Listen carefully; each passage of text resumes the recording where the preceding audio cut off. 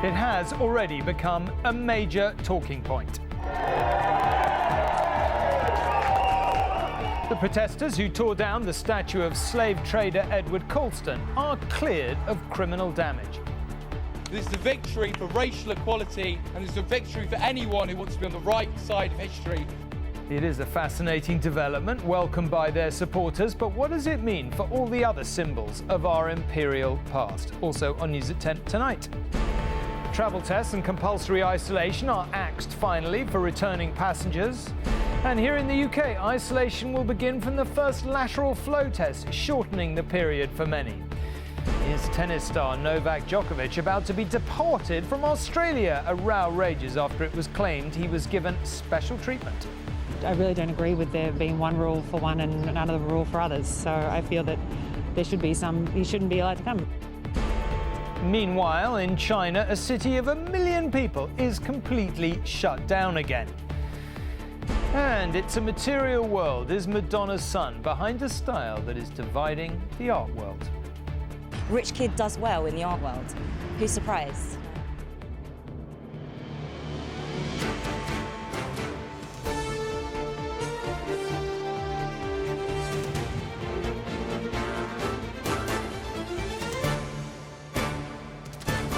This is ITV News at 10 with Tom Bradby.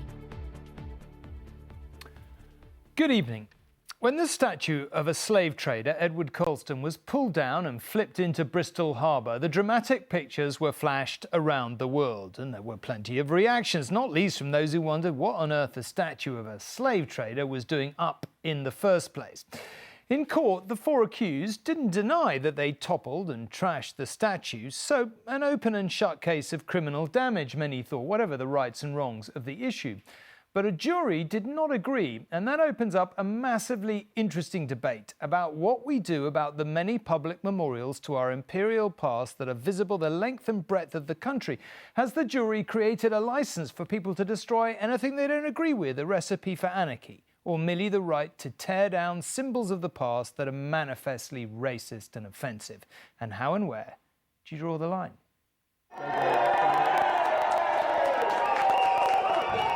This was the moment the so-called Colston Four emerged from Bristol Crown Court after being sensationally cleared of criminal damage. We have never been alone in this journey. We've been so supported, and we are, we're such a small part of this, really. We didn't change history, we rectified history.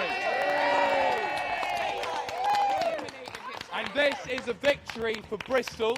This is a victory for racial equality, and it's a victory for anyone who wants to be on the right side of history. The four defendants were part of a crowd which toppled the statue of the 17th century slave trader Edward Colston in June 2020. It was dragged through the streets and dumped in the city's harbour. The court was shown CCTV footage highlighting each of the defendants, who didn't deny they were involved. Instead, they claimed their actions were justified because Bristol City Council had failed to remove the controversial statue which so many found offensive. Their acquittal tonight has been seized on as a victory, which goes far beyond Bristol's contentious slave history. The people did what the city and the establishment wasn't prepared to do, and what they did was just and right. Historian David Olusoga was one of the expert witnesses at the trial and says this verdict is an important moment in Britain's reckoning with its past. I think this is a milestone in that journey. What it says is you cannot pretend that a slave trader was just a philanthropist. We cannot ignore the deaths and the enslavement of tens of thousands of people, that they are legitimate parts of British history, and the emotions and the sentiments that they evoke matter. This evening, the female campaigner whose likeness replaced Colston for a short time said it's important to remember the context of his toppling. Bristol's a city of protest, and what those people did that day, reverberations around the world with so many statues being removed. And Bristol was actually, the UK was mentioned by Reverend Al Sharpton at George Floyd's funeral, and I think it's really important for us to remember the reason why we marched that day. It wasn't for the removal of Edward Colston, it was to march at the killing of George Floyd. Colston's bronze now lies in the city's museum as the debate continues about whether other statues elsewhere should also be removed. The plinth where he once stood is now empty, Tonight, a new chapter of its history is being digested in a city where the ghastly legacy of slavery still reverberates down the centuries. For some, tonight's verdict will be controversial, but the campaigners who toppled Edward Colston will view this acquittal as a seminal moment in how Britain is coming to terms with its past. And Dan, a man who knows Bristol well, is here to talk about this and summarise what we're going to do with world history in 1 minute. It's kind of a fascinating debate, is it? Because wherever you go in Britain, there are symbols of our imperial past, of differing, kinds and all the rest of it. So where do you think this debate goes? Well, I think this verdict will intensify a debate that is already happening, not just in Bristol, all around the country. I mean, there's so many different, as you say, symbols of our colonial history and particular links to the slave trade. I think you've got to remember, in Bristol, there is a particularly visceral history with regard to this statue particularly. It's not just the last couple of years. They've been calls for that to be removed for decades. And interestingly, since it was toppled, the Colston Hall has been renamed, local primary school's been renamed, so a number of sort of other dominoes have fallen since then. And in London, interesting, I was looking at that there are actually 4 statues in London that have been removed quite quietly without anyone noticing. Yeah. But the debate is now, will definitely be ramped up in places like Newcastle, where you've got the statue of Lord Armstrong, who had links to the Confederacy, in Oxford, Cecil Rhodes. It's interesting talking to some historians tonight. I think there's as wide a range of opinions amongst historians as there is among the general public. Some feeling that, where do you stop, effectively? Others feeling, well, that, some of these statues need more context, perhaps more plaques, perhaps some should be repositioned but not removed. Some think they should be taken down completely. I think Simon Sharma put it quite well. I mean, he wrote that the statues themselves do not give us revelations about those that they represent. They give us an insight into the mindset of those who commission the statues. Yeah. And so you've got to look at them from that point of view. And David Olusoga as well was saying, these statues are not history themselves, but they can validate the actions of those that they represent, and as such, you've got to look at that as well. But, from Cape Town to Charlottesville to Brussels, this is a debate that's going on around the world, and I think people will take note of this verdict in Bristol, and it is a moment of history and the debate about history. OK, it is a fascinating debate. Dan, thank you very much indeed.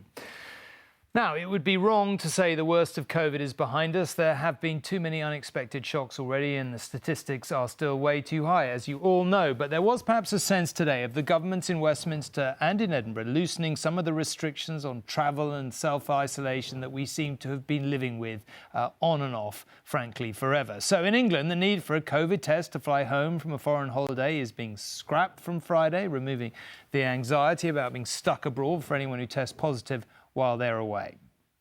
And these will go right through, yes? For those who were negotiating the airport today, there's now one less thing to worry about. There's little doubt the requirement for extra testing has only added to the stress of travelling, which those leaving Manchester today can now avoid. It does add on another thing to your journey, especially I'm a student, so it was another cost. You don't have the worry of testing positive and getting stuck in a foreign country, of course. You get another day of holiday, don't you? You don't have to go around running after tests. From 4 a.m. this Friday, fully vaccinated travellers and under 18s will no longer need to take a test before flying into England. After arrival, they will only need to take a lateral flow test instead of a PCR, and they will no longer need to self-isolate while waiting for the result. But the changes come too late for the Kant family, isolating in Fuerteventura at a cost of £3,000 after David's pre-departure test came back positive. He's now negative. We forked out a lot of money to enjoy our holiday, Christmas and New Year. So there's other people, but it's a bit unfair because they can get on the plane and go and enjoy themselves, not have something in their mind to say, I've got to do a test before they come home. They can go on, relax, enjoy their holiday, which is what holidays are for. Get on the plane and go home and say they've had a lovely holiday. Airlines say that fear has been putting passengers off. The travel industry's been arguing that the Omicron testing regime has carried an enormous cost with very little benefit. Since it was brought in, passenger numbers here have fallen by 30%, while the number of COVID cases is 5 times higher. Omicron has been here now for some time.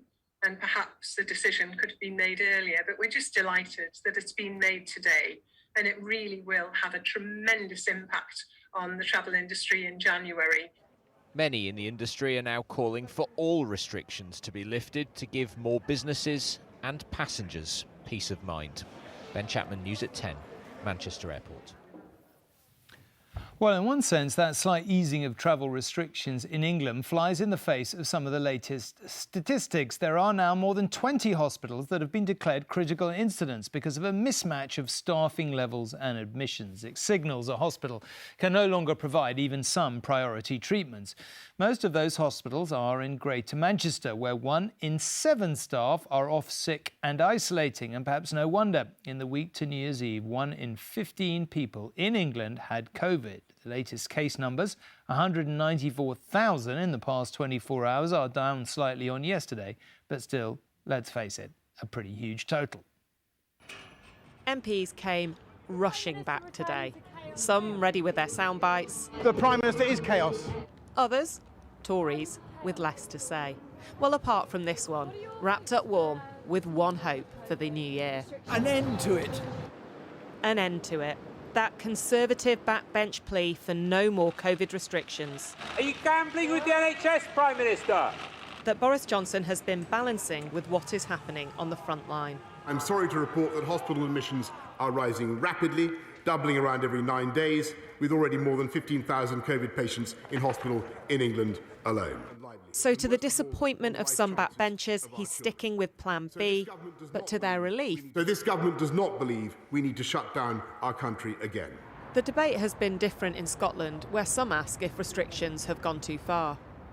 Today, its government relaxed one key rule, reducing the isolation period from 10 to 7 days for the fully vaccinated, bringing it broadly in line with the rest of the UK. This does not, in my view, mean giving up on trying to control COVID, but it does mean seeking ways of doing so that are more proportionate, more sustainable and less restrictive. Then there was this. From today in Northern Ireland, tomorrow in Scotland and Wales and Tuesday in England, if you test positive on a lateral flow but have no symptoms, you no longer need a PCR. Your 7-day isolation will begin the day you test positive. However, you still need a PCR result to qualify for the £500 test and trace support payment. The aim is not just to cut isolation time, but to stop people with COVID travelling to get a PCR and to take pressure off the testing system. Actually, the time's been right for this for a long time. We've been doing, hundreds of thousands of really expensive PCR tests every day, and they haven't really had an impact on the pandemic since last summer. We've had lateral flows now for the best part of 6-7 months. Everyone's comfortable with using them. He said genome sequencing tracking variants would be protected because of PCRs in hospitals. The question is, will any of this be enough to help ease pressure in hospitals, with more than 20 English NHS trusts declaring critical incidents?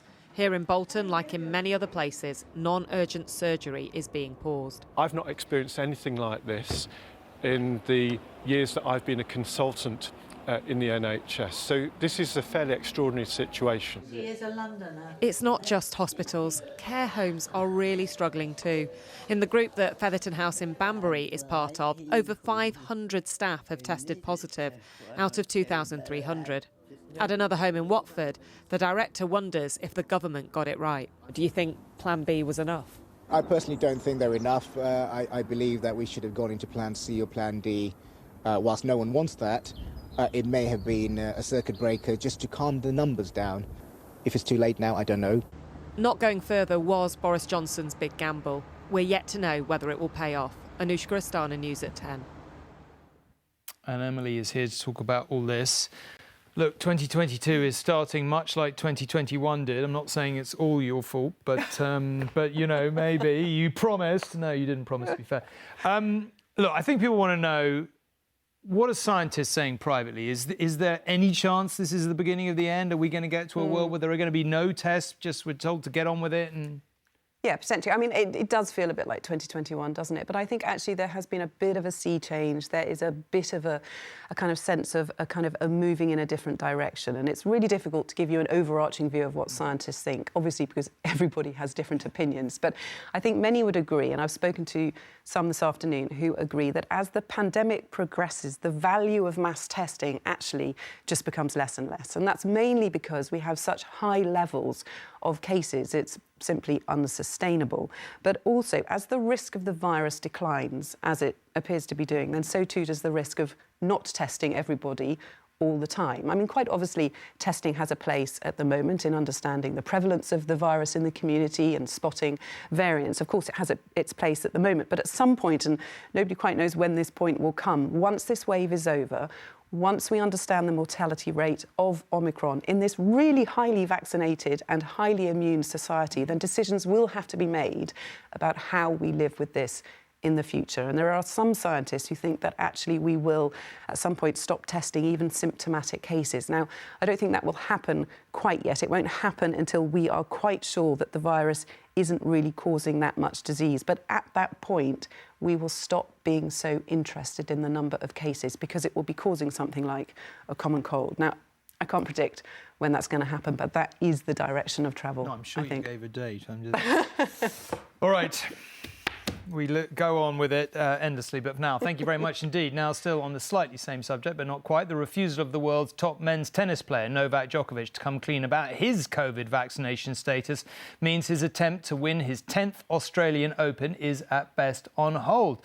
Just over an hour ago, his visa to enter the country was turned down in the row about the vaccine exemption he'd already been given yesterday. He still has enough time to appeal, in theory, or explain why he can't have the vaccination.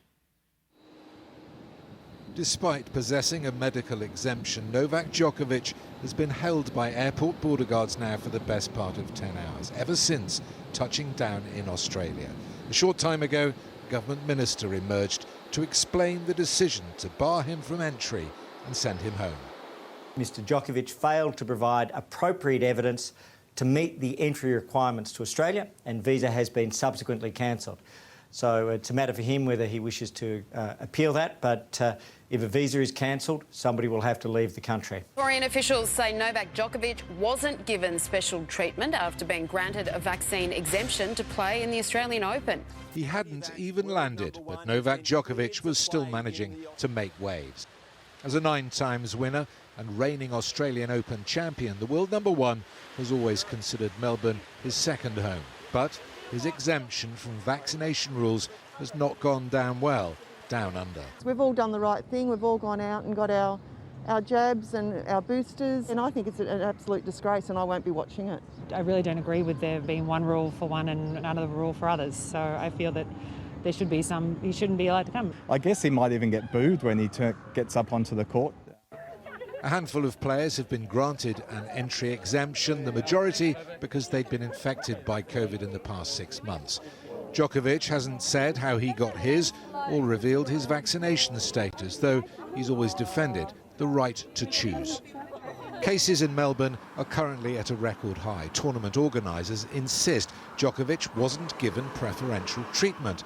But as spectators must be jabbed to get entry, a former champion and one-time coach of the Serbian star says he should be more transparent. Look, I think it would be in his best interest to openly speak about it, embrace the situation, and maybe let everybody in a little bit what he went through to get this special exemption. I think it would help his cause. Natalia Viklayentseva, who's competed in Melbourne twice before and is fully vaccinated, has been barred from playing this time because the Sputnik version of the vaccination is not yet verified in Australia. I can't say that something not right, but I just feel that I can also play, and I'm ready for all the tests that just give me a chance to play. One more kiss, Novak, please. Just to the side here.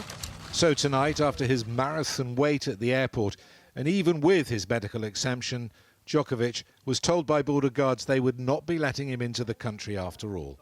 Despite all that, you sense this saga has some way to run. Steve Scott, News at 10. Ghislaine Maxwell's lawyers already believed they had grounds to appeal against her conviction for recruiting and trafficking girls to be sexually abused by Jeffrey Epstein. Now they want a whole new trial. That's because one of the jurors in the case told the media that he himself was a victim of sexual abuse. Scotty David said other jurors were more willing to believe Maxwell's accusers after he shared his own experience. Maxwell's defence team now wants a retrial, while the prosecution has called for an investigation. The Republic of Kazakhstan has seen nothing like it for more than a decade. Violence has erupted there, triggered by a huge rise in the cost of fuel. There, the price of liquefied petroleum gas, LPG, which is what many Kazakhs use in their cars, doubled in just a few days. Well, today that prompted thousands of people to take to the streets. The government resigned. Police used tear gas and stun grenades when protesters wouldn't go home. The president has imposed a state of emergency in this former Soviet republic on Russia's southwestern border. There has been violence in every city in the country, and there is no sign of an end to it. Security forces used stun grenades and tear gas and were often overwhelmed. What began as a protest about the cost of fuel has spiraled. People are on the street not just because they can't afford to power their cars, but because of much more than that too. At times, troops were unable to contain the fury of people frustrated by the failures of the government, by poverty, and by a lack of democracy. One protester was still smoking a cigarette as soldiers surrendered.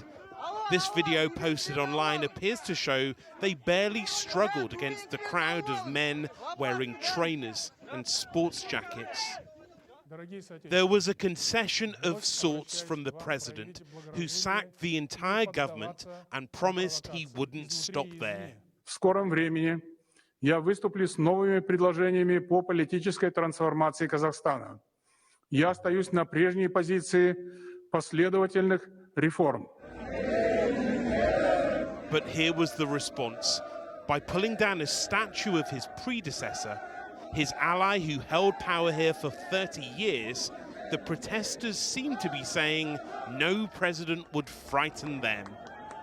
And they confirmed that by breaking into government buildings. Nearby, the main airport was taken to by a group of just a few dozen men. Some of the president's allies in Moscow have blamed the West for provoking the protests. Tonight, the White House responded.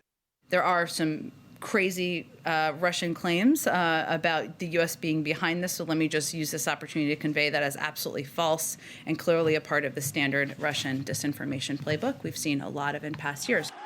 But now, after a request from the president of Kazakhstan, Russia has said it will send in peacekeepers, a move which could either end or escalate this crisis very quickly. Rohit Khatru, News at 10.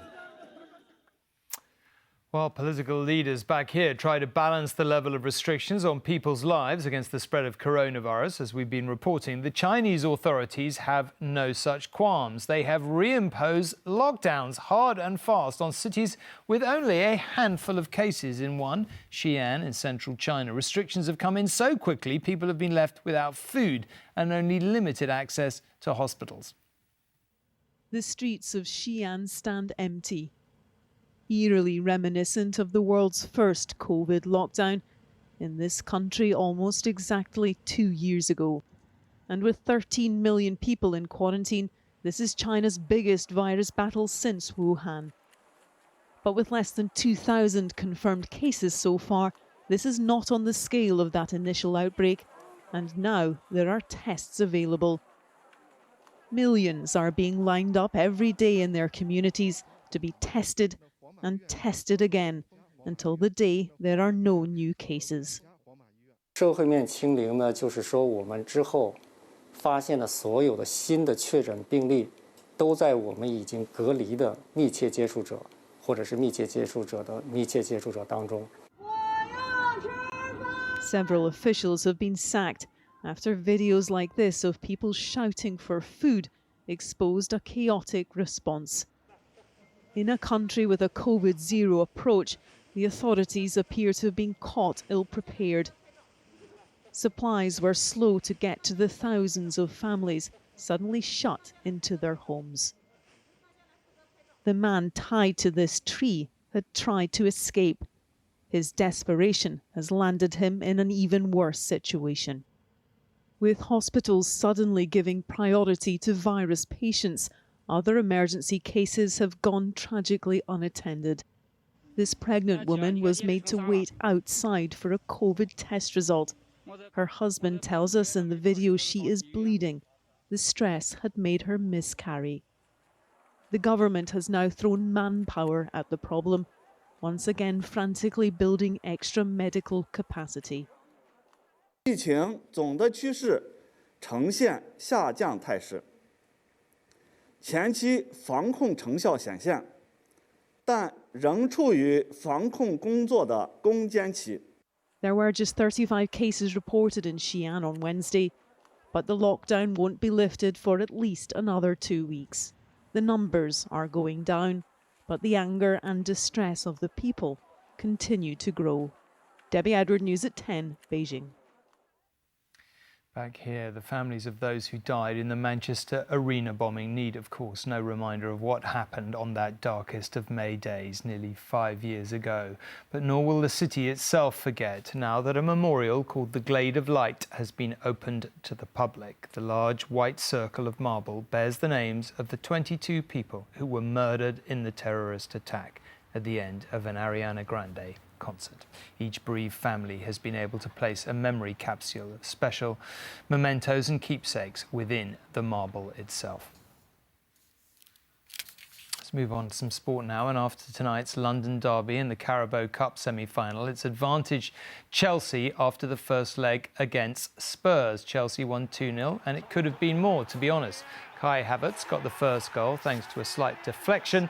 It means the Spurs manager Antonio Conte came away empty-handed on his return to his old club. Finally, when pop superstar Madonna started showing an interest in an up-and-coming artist who goes by the name of Red, R-H-E-D, he developed something of a cult following. His paintings, likened in style to Picasso, have divided critics. Now it's being reported that Red is none other than her son Rocco. Whoever it is, he's certainly tried to express himself. For several years now, an exclusive London gallery has been showcasing work by a mysterious young artist who goes by the name of Red. Next week, we'll see the opening of Red's exhibition, Persona and Portraits. There's a departure from the informal compositions that Red created a couple of years ago in his last show. The gallery has carefully guarded Red's true identity, hinting only at his eclectic cultural background and a childhood spent between New York and London, which has only fueled speculation that Red is in fact Rocco Ritchie, the 21-year-old son of Madonna and her movie director ex-husband Guy Ritchie. A young man then who from his very earliest days was living life in the spotlight and now as an emerging artist may have good reason for using a pseudonym. I'm a woman. Many women had to do that so often because they would not be taken seriously in art and in music and in writing.